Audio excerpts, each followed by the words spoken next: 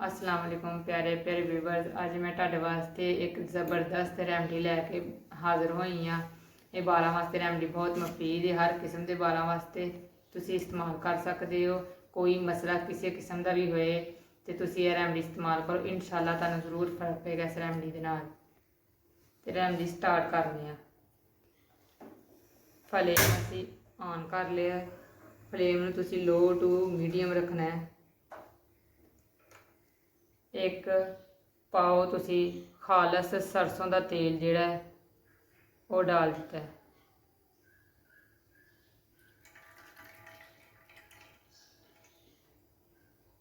तेल नू थोड़ी देर तुसी गर्म होने देना है।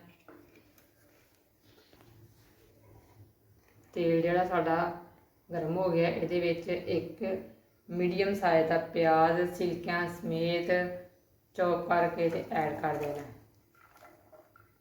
इनू असी 10 तो 15 मिनट बिल्कुल लो फ्लेम ते पकाना है अच्छी तरह।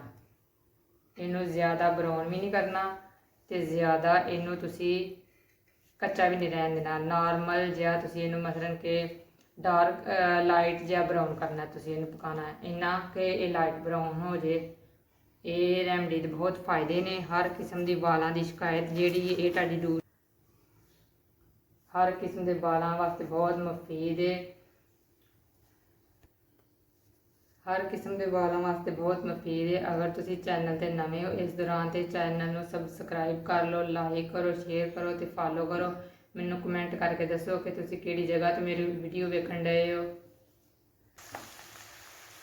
ते रैमडी बालों की हर किस्म की बीमारी वास्ते बहुत मुफीद है। बालों चो खुश्की सिकरी खत्म कर दी है तो बहुत अच्छी है। तुसी जरूर इस्तेमाल करिया जे।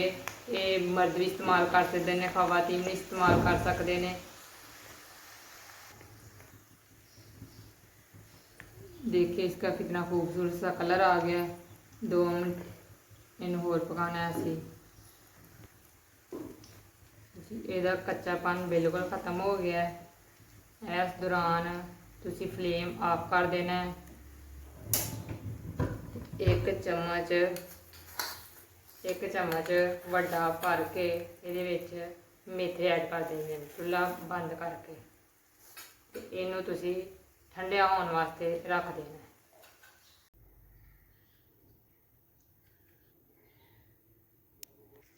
जी वीवर्स, ये रैमडी बिल्कुल साड़ी तैयार हो गई है तो तुसी भी बनाओ, इन्हें इस्तेमाल करो तो तुसी परेशान नहीं होना। हर किस्म के बालों वास्ते हर किस्म की स्किन वास्ते ये बहुत मुफीद है। तो अगली वीडियो च मिलने हैं। अल्लाह हाफिज़।